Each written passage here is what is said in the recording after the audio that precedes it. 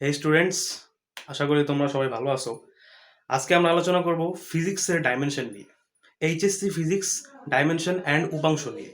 এখন উপাংশ কি সেটা আমাদের এখানে ব্যাখ্যা করতে হবে।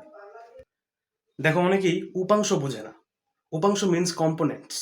যে কোনো ভেক্টর রাশি অনেকগুলো কম্পোনেন্টস হইতে পারে। যেমন একটা এক্সাম্পল ওয়াইজ যদি আমি বলি, দেখো আমাদের এই পৃথিবীটা হচ্ছে 3 ডাইমেনশনাল। সেটা কেন? কারণ আমাদের এই স্পেসের মধ্যে যা কিছু চলাফেরা করে নির্দিষ্ট দিকের মধ্যে, অর্থাৎ যে কোনো ভেক্টর রাশি এক্স ওয়াই জেড 3টা অক্ষ বরাবর কাজ করে। কেন 3টা অক্ষ? কারণ 3 ডাইমেনশনাল স্পেসে আমাদের এই বাস্তব দুনিয়ায় একটা বস্তুর 3টা অক্ষই হইতে পারে: দৈর্ঘ্য, প্রস্থ, উচ্চতা, এক্স ওয়াই অ্যান্ড জেড। এই কারণে এই পৃথিবীর প্রত্যেকটা বস্তুই কি 3 ডাইমেনশনাল।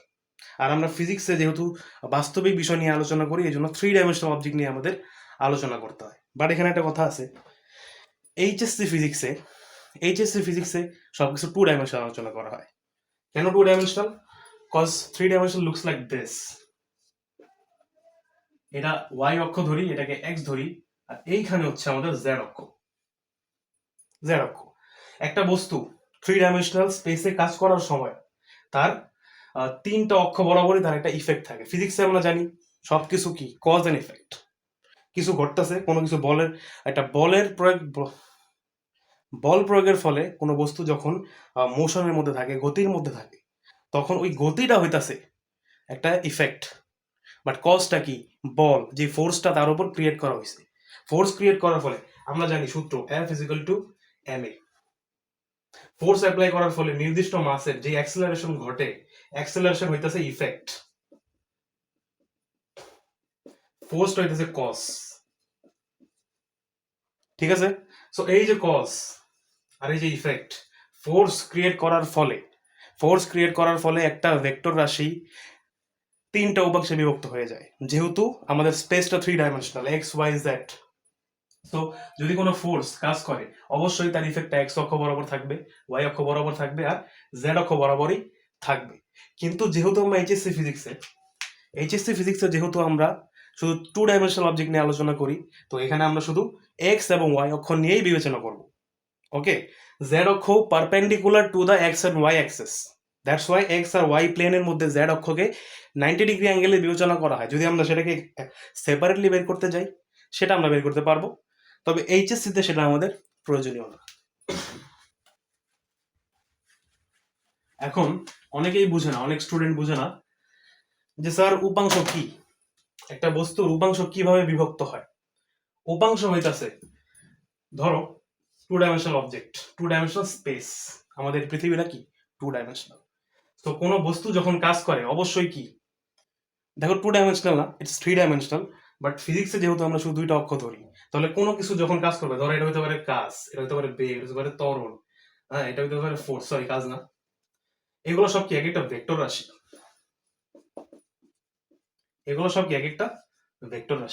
ভেক্টর রাশির সবসময় কি এক্স আর ওয়াই অক্ষ, যেহেতু এটা নির্দিষ্ট দিক থাকে, তাই এটা এক্স আর ওয়াই অক্ষ 2 অক্ষ বরাবরই কি তার ইফেক্ট ফেলায়।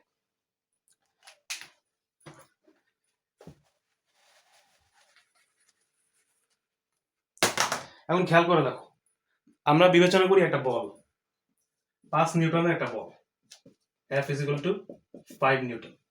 5 নিউটনের একটা বল যখন একটা কোনো প্লেনের ওপর কাজ করতেছে, প্লেন মানে সমতল, কোনো সমতলে যখন কাজ করে, সেটা যদি প্যারালাল টু দ্য গ্রাউন্ড হয়, অর্থাৎ ভূমির সাথে কি 180 ডিগ্রি অ্যাঙ্গেল মেনটেন করে চলে, তাহলে ওই ফোর্সের কোনো উপাংশ বিভক্ত হয় না। কেন বিভক্ত হয় না সেটা আমরা পরে আলোচনা করব। তবে এখন আমরা আলোচনা করব যে কোনো বল যখন একেবারে প্যারালাল টু দ্য গ্রাউন্ড না চলে, নির্দিষ্ট একটা সার্টেন অ্যাঙ্গেলে চলাচল করে, তখন তার উপাংশগুলো কিভাবে এক্স আর ওয়াই অক্ষ দুইটাকে অ্যাক্সেস করে অথবা ইফেক্ট করে। So suppose for the example, Y অক্ষ বরাবর একটা বল, ওয়াই না, এই আমাদের ওয়াই অক্ষ, এক্স অক্ষ, এই দুইটা অক্ষের প্লেনের মধ্যেই, দুইটা অক্ষের সমতলের মধ্যেই একটা বল 35 ডিগ্রি অ্যাঙ্গেলে এক্স অক্ষের সাথে অর্থাৎ ভূমির সাথে কাজ করতেছে।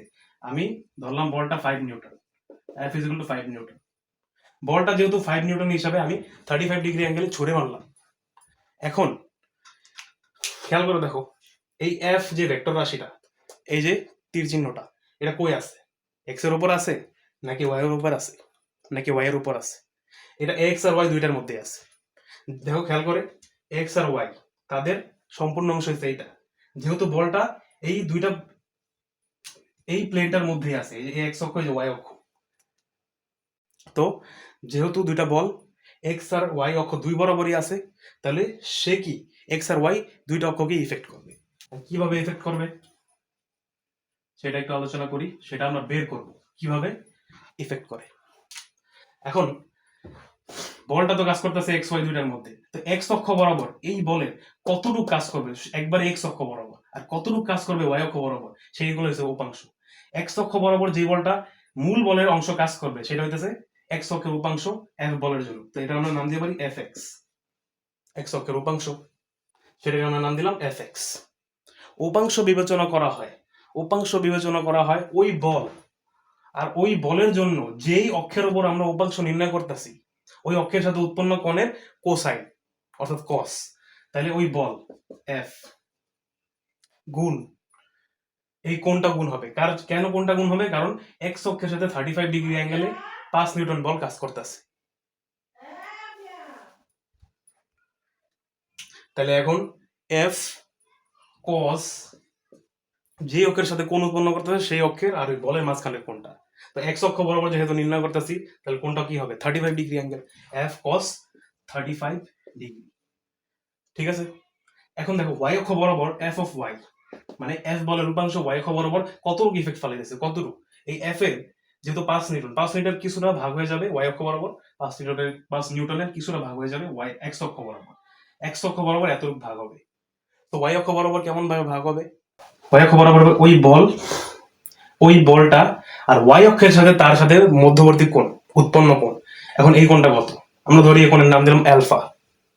So F cosine of alpha. আলফাকে আমরা কি লিখতে পারি? দেখো এক্স আর ওয়াই অক্ষ পরস্পর কি পারপেন্ডিকুলার না? পরস্পর কি একটার উপর একটা লম্ব না? তাহলে এক্স আর ওয়াই অক্ষের মাঝখানের কোণটা হইতেছে হোল কোণটা, পুরা কোণটা হইতেছে 90 ডিগ্রি। সো 90 ডিগ্রি অ্যাঙ্গেল পুরোটা এক্স অক্ষের সাথে কাজ করতেছে কত? 35 ডিগ্রি অ্যাঙ্গেল। এক্স অক্ষের সাথে যেহেতু 35 ডিগ্রি অ্যাঙ্গেল কাজ করতেছে, তাহলে ওয়াই অক্ষের সাথে কতটুকু অ্যাঙ্গেলে কাজ করতেছে? এইখান থেকে এতটুকু কোণটা হবে, অর্থাৎ বলের মাঝখানে বল থেকে আর অক্ষের মাঝখানের কোণটা হবে। তাহলে এটা কেমন হইব? 90 মাইনাস 35, ডেফিনেটলি 90 পুরোটা থেকে যদি আমি এটা বাদ দিয়ে দিই, এতটুকু বাদ দিয়ে দিই, আমি এতটুকু পেয়ে যাবো, অর্থাৎ অ্যালফার মান পেয়ে যাবো।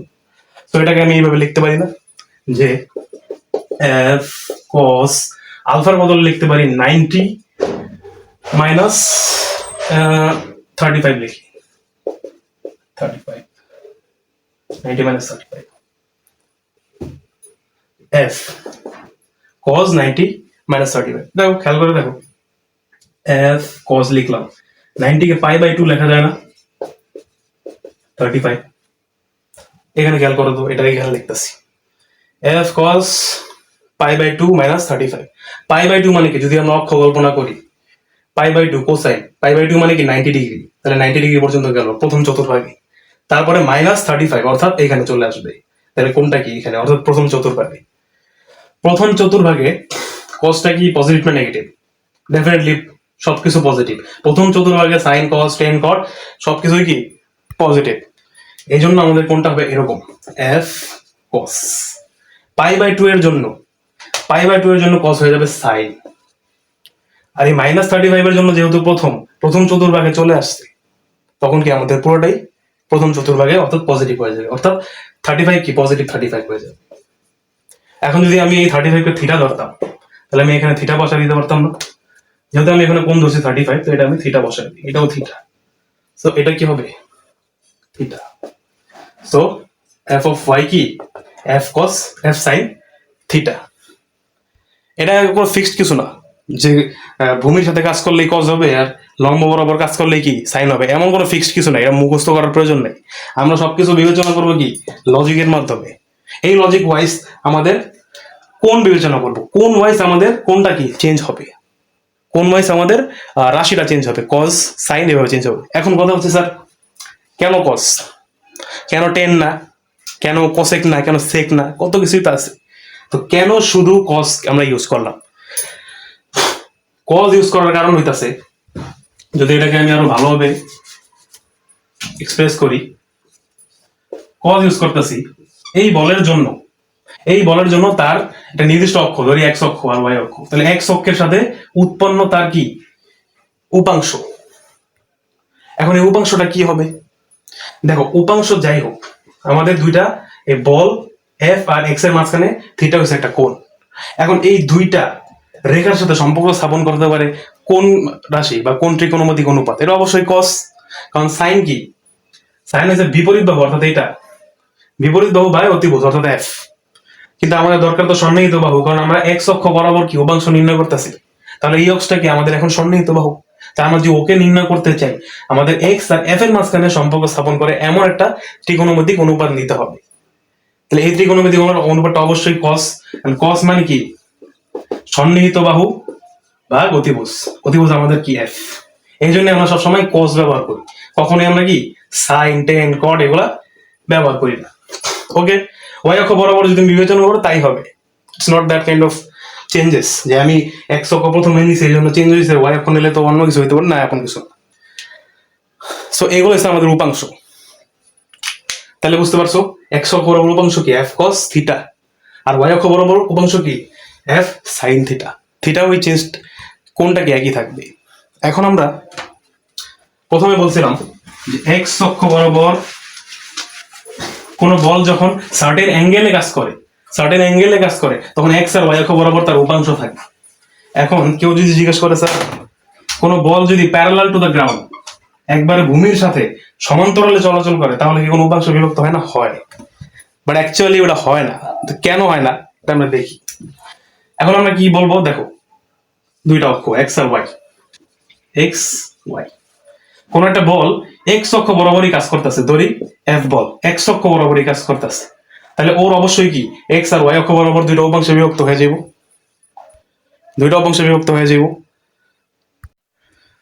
যেহেতু দুইটা উপাংশে সে বিভক্ত হয়ে যাব, তাহলে এক্স অক্ষ বরাবর কিছু এফ এর কিছু মান থাকবো, ওয়াই অক্ষ বরাবর এফ এর কিছু মান থাকবো, এটা এফ ওয়াই, এটা হবে এফ এক্স। তাহলে আমি কি বলছি, এফ অফ এক্স, এক্স অক্ষ বরাবর এফ এর উপাংশ নির্ণয় করার জন্য ওই বল অর্থাৎ মূল বল এফ আর ওই অক্ষের সাথে উৎপন্ন কোণের কোসাইন। দেখো তো এফ এক্স অক্ষ বরাবর কত ডিগ্রি কোণ উৎপন্ন করতেছে? 0 ডিগ্রি কোণ উৎপন্ন করতেছে। দেখো কোন কোণ উৎপন্ন হয়েছে এক্স অক্ষের সাথে? 0 ডিগ্রি কোণ উৎপন্ন হয়েছে। তাহলে কোসাইন কি হবে? কস 0 ডিগ্রি। কস কি? কস 0 ডিগ্রির মান কত? 1। এই জন্য F of x is F, always F. Same ওয়েতে যদি আমি বলি যে এই এফটা যখন সরাসরি এক্স অক্ষে কাজ করতেছে তখন ওয়াই অক্ষ বরাবর তার উপাংশ কত? কেউ বুঝতে পারতেছে কেমন হবে? এটা হবে 0। দেখে দেখে মুখস্থ করার দরকার নেই, আমরা ইকুয়েশনালি দেখবো যে 0 কি আসে কিনা। তাহলে এখন আমরা নির্ণয় করি F of Y. F of Y কে যদি আমরা বিবেচনা করি এখানে, তাহলে কি হবে?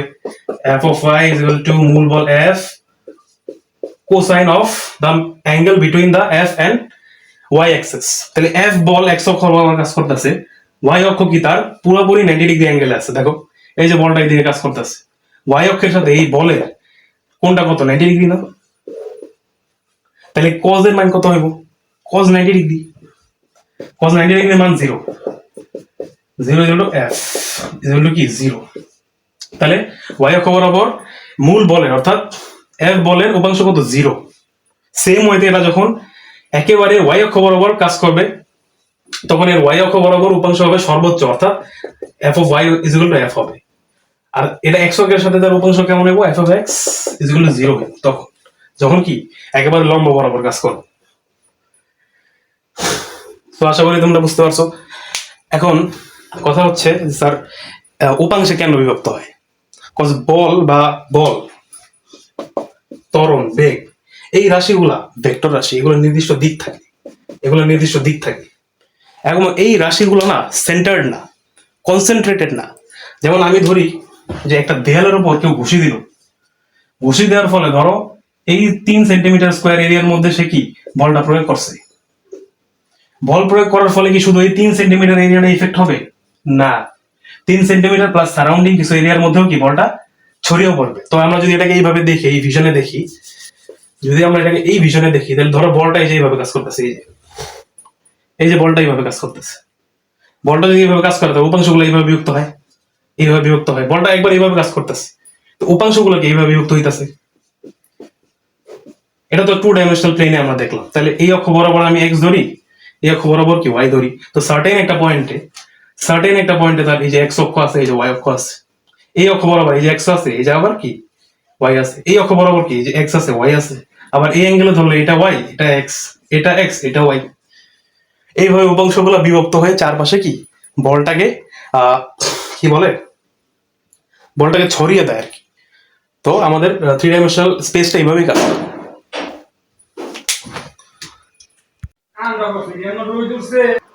সো আশা করি বুঝতে পারছো যে কিভাবে বল চারিদিকে ছড়ায় দেয়। এটাকে বলে distribution of force in a certain plane.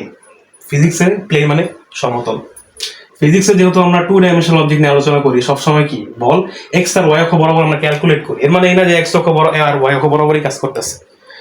বলটা এক্স ওয়াই জেড 3টা অক্ষ বরাবরই কাজ করে।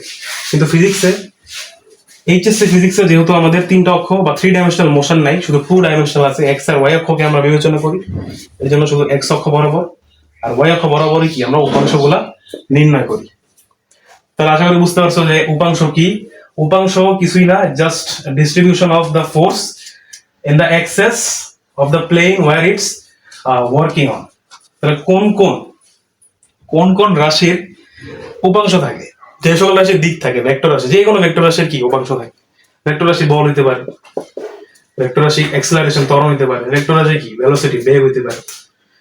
এই 3টা বিষয়ে কি থাকে, উপাংশ থাকে। অ্যাক্সেলারেশন ত্বরণের উপাংশ থাকে, বেগের তো উপাংশ থাকে, আর বলের তো উপাংশ সবচেয়ে বেশিই থাকে। আমরা ফিজিক্সে সবসময় বিবেচনা করব বল।